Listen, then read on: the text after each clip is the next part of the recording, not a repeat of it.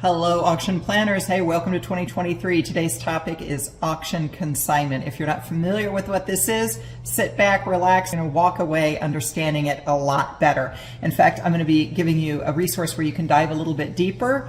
That'll come partially through the video. Here is why I'm talking about this. First off, the last time I talked about consignment was in 2017, and when we went through the pandemic, we lost some consigners through bankruptcy and so forth. And then we've also had some new auction consigners just come on the scene. So I think it's an important topic. And here is what one of two emails that I got tied to this topic in the last week. One of my clients wrote me, hey, do you have a general opinion on companies that reach out and are essentially marketing auction packages for people to use in their auctions? I'm not familiar with this as a concept, and I'm wondering if it's even worth my time to engage these companies. This particular client, she's a mom who has now taken a job. Camera fell. She is a mom who's taken a job on the development team for her school, and so she is now just wondering what's happening, because this is the beginning of the year. You've got the sales reps, right? They are dialing for dollars right now, checking out websites, figuring out who has auctions, and sending out a lot of phone calls and emails trying to get some business. So what is auction consignment? Let's start with that right now. I'm going to describe it as a cottage industry within the fundraising auction space. It is similar to, you think about if you had a business filling a vending machine, and you might not be in the business of manufacturing candy bars or Cokes. You got to go somewhere else and buy it. So you buy it cheap. Maybe that's at Costco or Sam's Club or Walmart, wherever you might go. You buy it cheap, you put it in your vending machine, and then you sell it high. So if you buy the candy bar for $1, you sell it for $2, you just made $1. That is in essence what consignment is. You're buying something for a set price. If it doesn't sell, you don't pay for it, but you're going to buy it cheap, you're going to sell it high. The difference between is what your nonprofit makes. There's lots of different types of consignment out there. I tend to work with my clients most on trips and experiences. Experiences meaning like, tickets to the Cubs game, tickets to the Grammys, tickets to the Country Music Awards, something like that. But there's art consignment, there's purses, there's jewelry. Actually, jewelry is another one I work with my clients on quite a bit. Glassware, Hollywood memorabilia, sports memorabilia. That's one I'm not as familiar with, only because I'm not good at authenticating signatures, and so I tend to leave that to the experts. But I mean, they're out there. The point being that if you're looking for that sort of thing, there's a lot of availability in the market. It's a matter of finding what you need. The question that a lot of my clients have is, well, is it really that great of a thing? You're paying for stuff and then selling it. It's like anything, is a knife good or bad? Well, it's great if I'm trying to cut my steak. It's not a good idea if I'm trying to murder someone. You can use it for good or bad. And that's the same with consignment. If you have a trip to Italy, and you have chosen that trip to Italy because you are having this evening in Italy theme for your event, well, you probably want to have a trip to Italy in your auction. And wouldn't that be exciting for your crowd? But if you don't know anyone who's got a villa in Italy, you're going to need some place to get it, and that's what consignment fills. Maybe you want to offer a raffle whereby you've got the winner of the raffle can take a great trip. Well, you might advertise 3 different consigned items. Maybe a trip to Costa Rica, a trip to San Francisco, and a trip to Bali. And once the winner of the raffle is chosen, they can decide where they want to go. You buy the trip from the consigner, done. But meanwhile, you were able to market that, show off that you had this exciting raffle going on, and people were able to buy tickets. So it can make you money, but you have to use it judiciously. Now, one of the things that I want to talk about here today, I've kind of jotted down 3 specific areas I want to talk to you about. And I think I'll talk about this, what I called number 2 first, and it's one size does not fit all. Consignment, most assuredly, is a bad decision for you if you choose the wrong consigner or if you choose the wrong trip. So let me give you an example of that.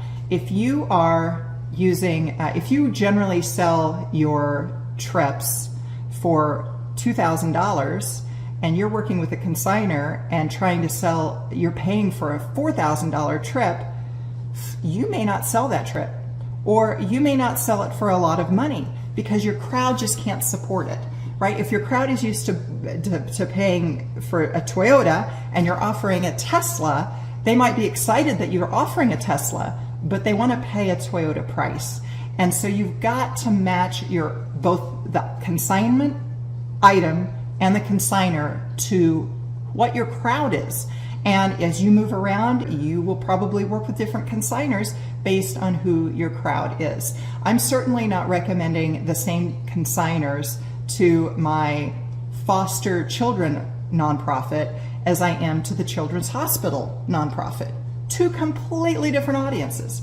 My New Jersey client is going to get a different recommendation than my Arkansas client. You see the difference? So that's what we need to be considerate of as we're thinking about consignment. One size does not fit all. And in my course on January 31st, I'm going to spell this all out for you so that you get a real good sense of who I think fits depending on who your crowd is. So you'll walk away with a list of people and trips.